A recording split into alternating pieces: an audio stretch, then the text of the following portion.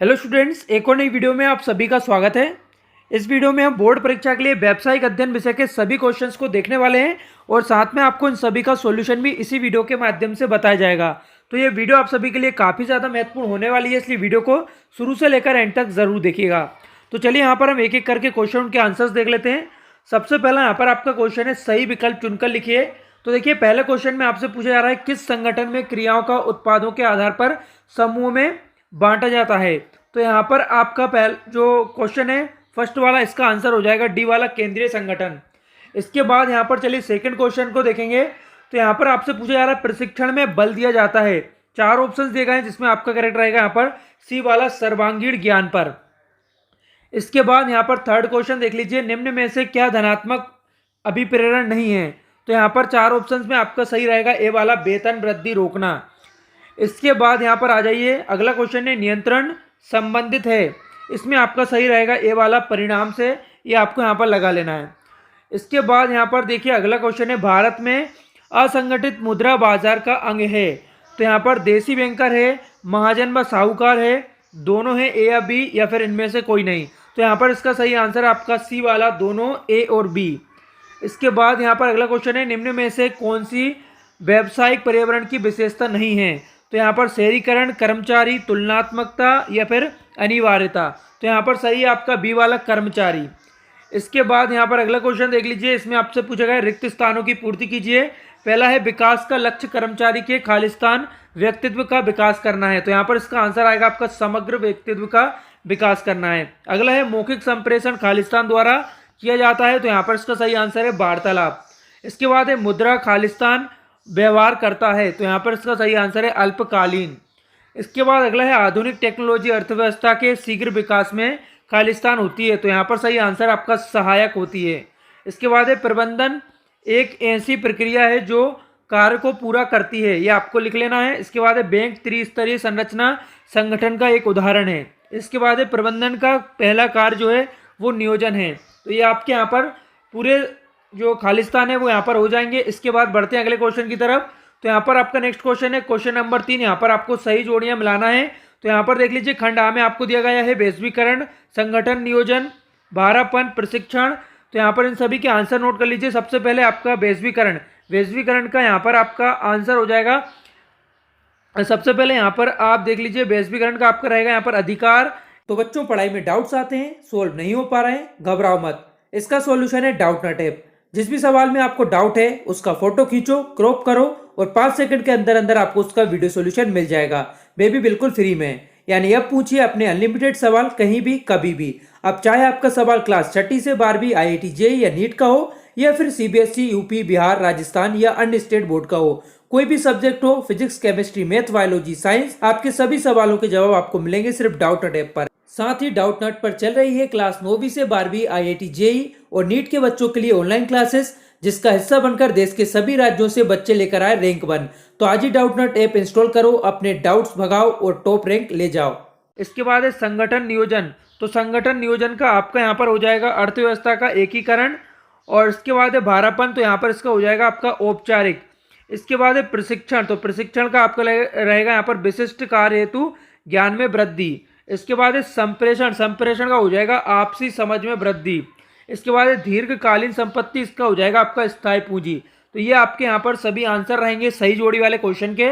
इसके बाद आ जाइए यहाँ पर नेक्स्ट क्वेश्चन को देखेंगे। तो इसमें आपसे पूछा गया है, एक शब्द या फिर एक वाक्य में आपको उत्तर बताना है। तो यहाँ पर पहला है, अपवाद द्वारा प्रबंध का एक लाभ लिखिए। तो यहाँ पर इसका आंसर आ जाएगा आपका समय बचत। देखिए, अपवाद द्वारा प्रबंधन का एक लाभ लिखिए, समय प्रबंधन इसका आंसर हो जाएगा। अगला है, किसी उपक्रम के वित्त कार्यों पर नियंत्रण किसके द्वारा किया जाता है। तो यहाँ पर इसका सही आंसर आपका वित्तीय प्रबंधन द्वारा किया जाता है। अगला है, क्षतिपूर्ति अनुबंधन किस बीमा में लागू नहीं होता। तो यहाँ पर इसका आंसर आपका दुर्घटना बीमा। इसके बाद आ जाइए यहाँ पर अगले क्वेश्चन की तरफ। तो यहाँ पर आपसे पूछेगा, कर्मचारी वर्ग तथा प्रबंधकों की मानसिकता में परिवर्तन होना ही कहलाता है। तो यहाँ पर सही आंसर आपका मानसिक क्रांति कहलाता है। ये आपको नोट कर लेना है। देखिए, यहाँ पर आपको सभी क्वेश्चन का आंसर भी बताया जा रहा है साथ में, इसलिए प्लीज़ वीडियो को लाइक करके शेयर आप जरूर कीजिएगा। साथ में चैनल को सब्सक्राइब करके रखना है आपको, जिससे आने वाली महत्वपूर्ण वीडियो आपको मिलती रहे। तो इसके लिए आप चैनल को सब्सक्राइब कर लेंगे। इसके बाद हम देखेंगे अगला क्वेश्चन। तो यहाँ पर पूछा गया नीतियों के निर्धारण का आधार क्या होता है, तो यहाँ पर इसका आंसर है आपका प्रबंधन।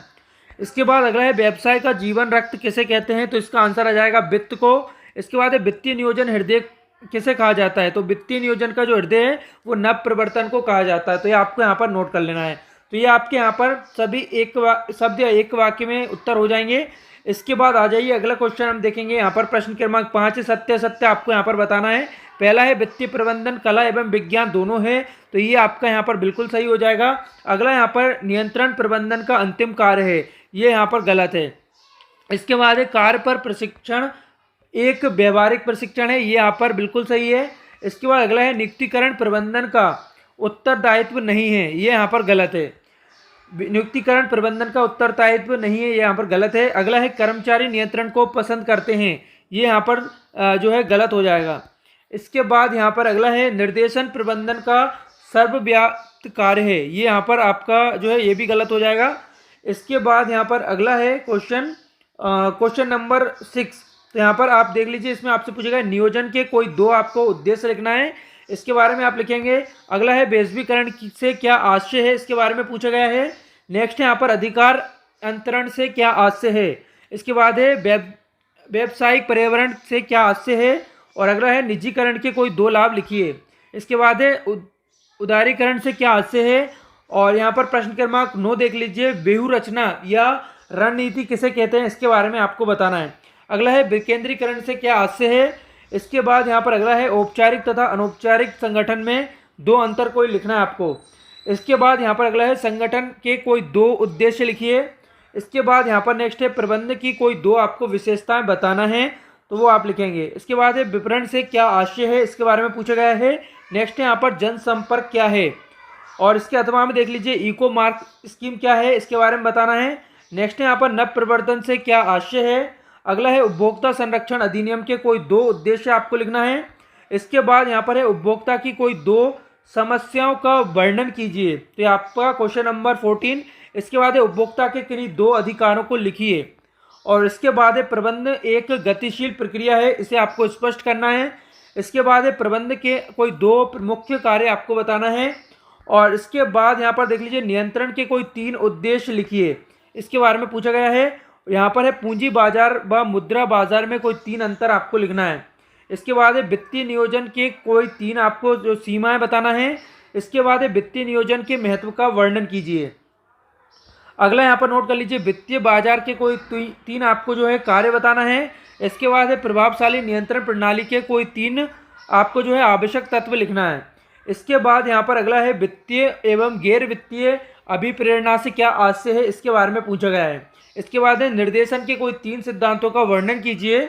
और अगला यहाँ पर है एक अच्छे ब्रांड की चार कोई आपको विशेषता लिखना है। इसके बाद यहाँ पर अगला आ जाइए वैज्ञानिक प्रबंध की आपको कोई चार विशेषता लिखना है। इसके बाद है उद्देश्य एवं नीति में कोई चार अंतर लिखिए। अगला यहाँ पर नियोजन प्रक्रिया का वर्णन कीजिए। इसके बाद भर्ती एवं चयन में कोई चार आपको अंतर बताना है। इसके बाद है विक्रय संवर्धन की किन्हीं चार विधियों का वर्णन कीजिए। और अगला यहाँ पर है भर्ती के चार बाह्य स्रोतों का वर्णन कीजिए। इसके बाद है हेनरी फेयोल द्वारा प्रतिपादित प्रबंध के आपको चार सिद्धांतों को लिखना है। तो ये यहाँ पर आपके पूरे 23 क्वेश्चन हो चुके हैं। मैंने आपको ऑब्जेक्टिव क्वेश्चन के जो आंसर है वो इसी वीडियो में बता दिए हैं। और बाकी इन सभी क्वेश्चंस के जो आंसर है वो आपको हमारे टेलीग्राम पर मिल जाएंगे, जिसकी लिंक आपको वीडियो के डिस्क्रिप्शन में दी गई है। तो वहां से जाकर आप इसके सॉल्यूशन की जो पीडीएफ है वो डाउनलोड कर सकते हैं। इस वीडियो में इतना ही। उम्मीद करता हूँ वीडियो आप सभी को पसंद आई होगी। इसे अधिक से अधिक लाइक करके शेयर जरूर कीजिएगा। वीडियो देखने के लिए आप सभी का बहुत बहुत धन्यवाद।